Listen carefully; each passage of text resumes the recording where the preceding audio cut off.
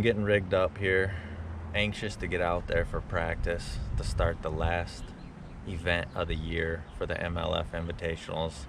Going out of Elizabeth Park on the Detroit River, Lake Erie, St. Clair, my home waters, and really with traveling and everything else and the 30-day off limit, I haven't even targeted smallmouth on the Great Lakes this year. I did some largemouth fishing early in the spring, back in April, but I haven't even been out there smallmouth fishing yet this year. I haven't even been to St. Clair one time this year. It just hasn't worked out with being gone and the off limits. So I'm getting rigged up, and I thought it'd be a good time to go over my Dropshot setup. Dropshot is a big player on the Great Lakes or St. Clair, smallmouth fishing in general. It's a great technique to fish largemouth too. There's so many different ways you can fish a drop shot. You can fish it on a bait caster with heavier line. You can fish it around wood, grass. You can Texas rig it, fish it weedless. Nose hook. You can adjust your leaders to match if you want to keep the bait close to the bottom, you want it off the bottom. Longer leaders if you're drifting. Just so many different ways to present a drop shot, and I think that's why it's so effective and a great bait to use really all year round. One new thing that I've been using this year is use this out in New York, and it worked great at Lake Champlain around some rocks and some boulders, is this new football weight. It's a drop shot weight, and it's a football style, and it's from First Gen Baits. Super convenient if you're dragging in the river and current and it's snaggy, or if you're fishing around gravel, boulders, stuff like that.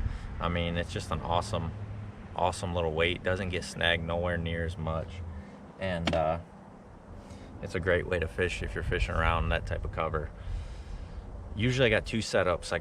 The first setup is a 1/0 hook from Owner, just a Mosquito hook, and for my smallmouth setups, I'm always throwing the ENDURX PLINE, the new no fade braid they came out with, and then that's going to either an 8-pound or 6-pound tactical 100% fluorocarbon leader, and that combo's been great for me. For the knot I like to tie, it's a little different. I used to tie a polymer knot, and I started tying this other knot, and I really like it. I'll show you guys. The other hook I like to throw too, I like to throw that 1/0 Mosquito hook, but I like to throw this other hook by Owner.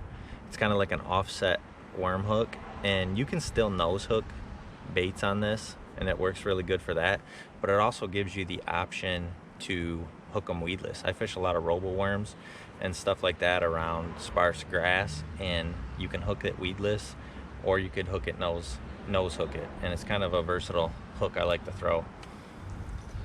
So for the knot, you just want to go through the eye of the hook one time. Just put your line through there one time. You're gonna want to get one of your drop shot weights.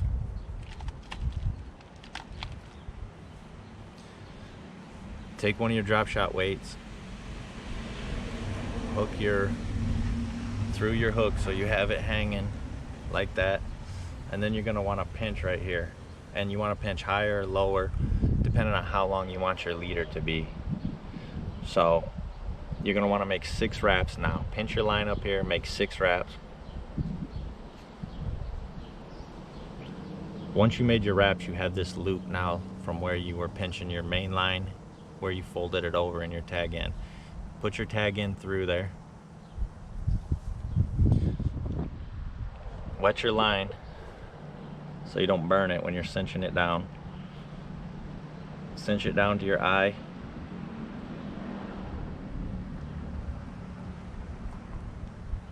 Snug it up so it'll snug up just like that. You can take your weight off, and then of course if you've ever tied a drop shot knot, they don't always stand up, so when you tie them, so you just want to take your tag in. Can't see.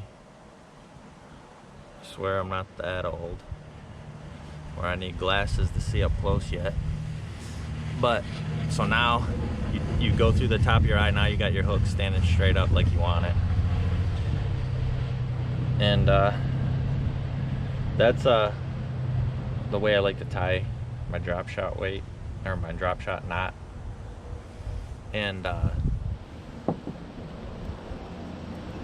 as far as weights go, or different style of weights go, like I said, that little football head is awesome if you're fishing snaggy, rocky bottom, stuff like that. As far as fishing real grassy and thick cover, if you will, if I'm Texas rigging, I like to use these little pencil weights like this. These pencil weights are awesome for grass, thick cover. They slide right through there. I fish those around wood too. And then the other weight I throw is that teardrop. This is a tungsten weight. I like to throw these if I'm in open water. There's really not much around. I'm just kind of focusing on the fish that are either around bait or something like that.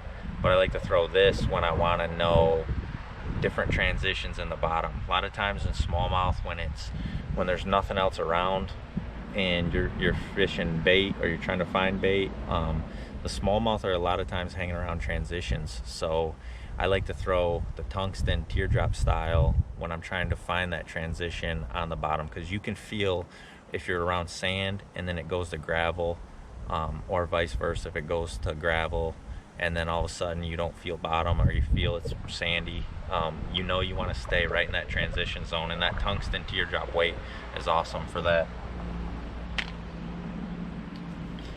So hopefully some of those drop shot tips helped you guys out. I'm ready to get out there, do some smallmouth fishing, and I know drop shot's going to be a big player for me coming up this week, and hopefully we can get on some big ones.